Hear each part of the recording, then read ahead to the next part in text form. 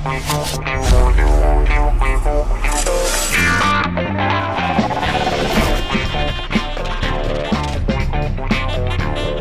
we're talking about brewing ingredients, and this time we're going to be talking about yeast. There's an idea among brewers that we're really just yeast farmers, and there's a lot to be said for that attitude, I suppose, or that belief. We work all day in the brewery creating a habitat that the yeast that we're adding is going to thrive in. Yeast are complicated organisms. They are a single cell, but the metabolism that happens inside that single cell is quite staggering in its scope. And added to the fact that there are more yeast in a 1 pint of an actively fermenting brew than there are people on the planet, and you can imagine how complicated the process of fermentation actually is. And as brewers, what can we hope to do? We can hope to control what we can, give it the right amount of sugar, put the right amount in, make sure it's healthy, give it the right amount of nutrients that it needs, and then leave it up to the yeast to follow through and perform the way we predict that it will, or we hope that we predicted that it will, and then while it's at it, produce the lovely flavors that we look from in beer. Yeast make alcohol and carbon dioxide, but they also make hundreds of other compounds which leak out of the cell and into the beer to create complex flavors. There are two broad types of yeast. There's the ale yeast that we're familiar with from when we're making ales, Saccharomyces cerevisiae, and then there's another strain called Saccharomyces ovarum, or Carlsbergensis as it was originally called, which is what we know of as lager yeast.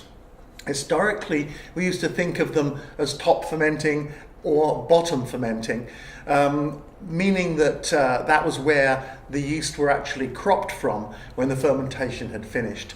Nowadays, every brewer is using cylindroconical vessels, a cylinder with a cone bottom that's closed, and virtually all yeast is cropped from the bottom these days. So that old differentiation might pass by the wayside and into history, as brewers don't tend to use it or refer to it anymore.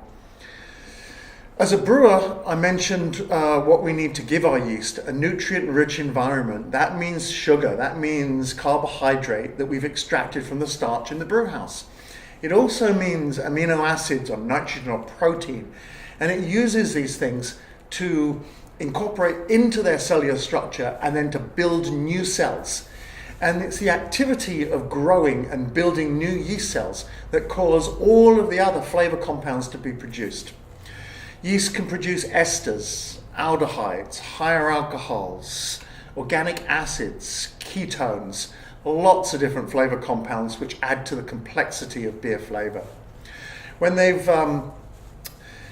they've finished primary fermentation, yeast can also stick around and do some cleanup work for us. They can mop up some off flavors that might have developed during primary fermentation. They can help to remove sulfur, and they can help to remove buttery flavors, which are a signature flavor in young beer, and often a signature flavor in spoiled beer as well. So yeast are quite useful in that regard. They require a lot of extra work from brewers. They require a lot of attention from brewers. Keeping a yeast healthy and happy is the best way to make consistently good beer, and a good brewer will stand by the quality of their beer and the quality of their yeast.